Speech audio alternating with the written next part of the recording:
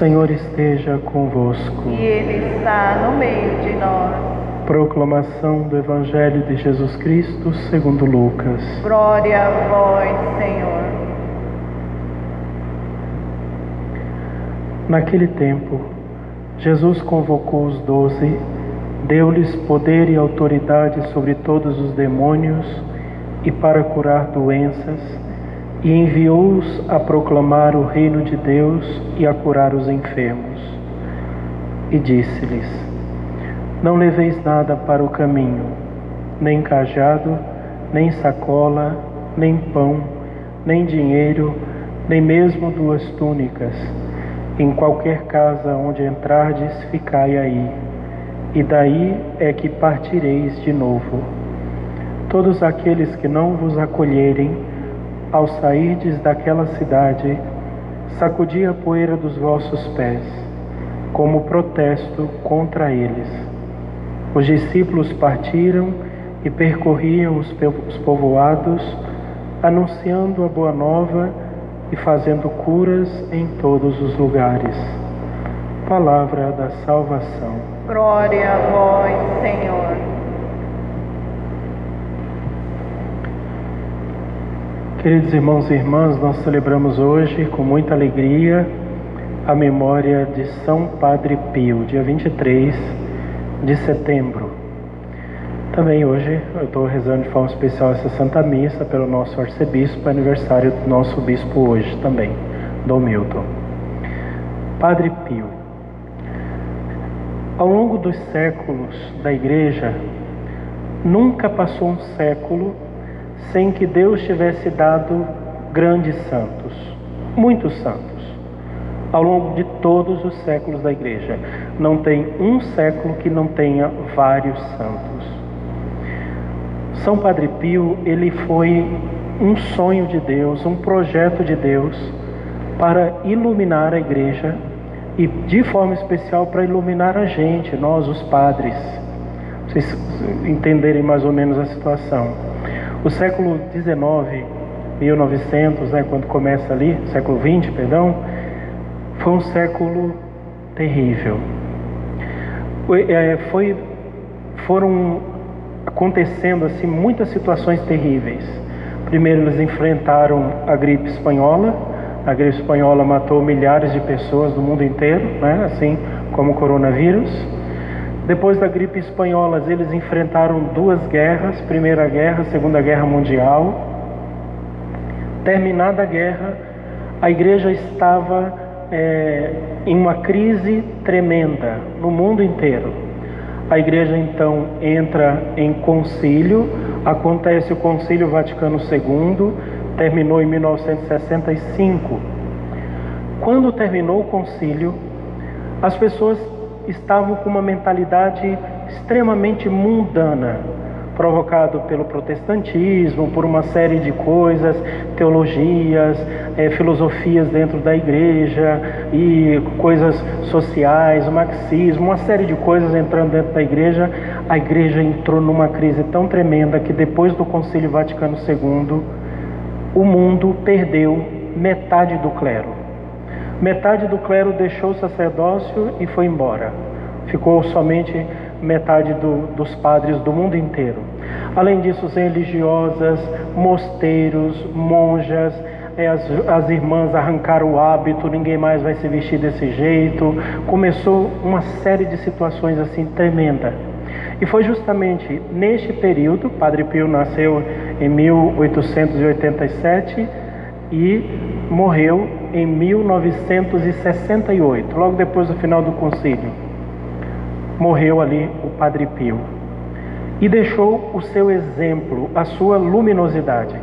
Ele era um homem extraordinário. Primeiro, 2 coisas fundamentais que o Padre Pio fazia com todo o seu coração de uma forma assim luminosa. Ele celebrava a missa e atendia confissões. Era basicamente isso.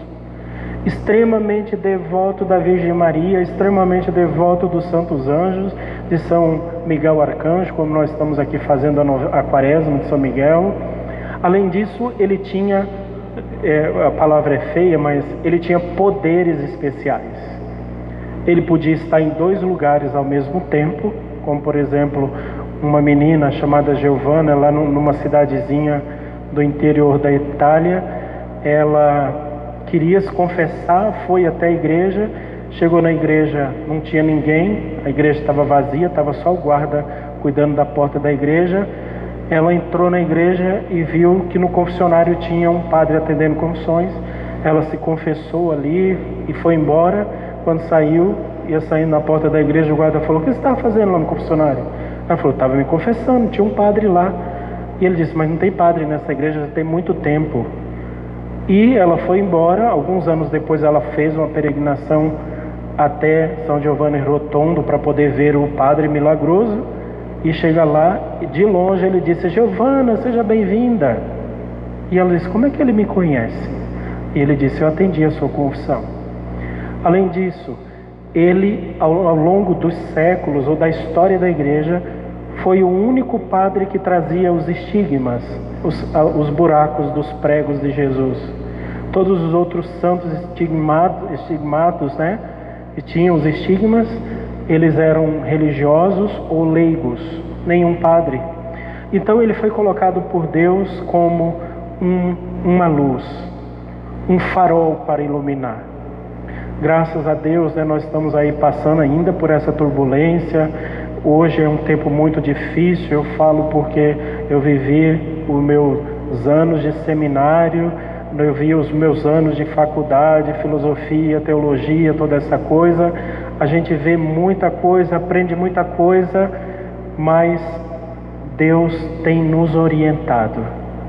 E tem nos orientado justamente com o exemplo destes grandes homens, de forma especial o Padre Pio, dos últimos padres, né? Os padres mais jovens agora, nós que fomos ordenados aí depois do ano 2000, já temos assim uma visão um pouco diferente da igreja, das coisas, da fé. Buscamos através de muito sofrimento, não é fácil ser padre nem um pouquinho, mas através de muito sofrimento, de muita entrega, de muito amor a Deus, buscamos imitar estes homens e estas mulheres. É claro que a nossa vida de santidade, a minha, por exemplo, é uma tragédia diante de Padre Pio, mas busco todos os dias ser fiel a ele, ser fiel à igreja, ser fiel aos mandamentos de Deus, e tenho certeza que ele vai nos orientando.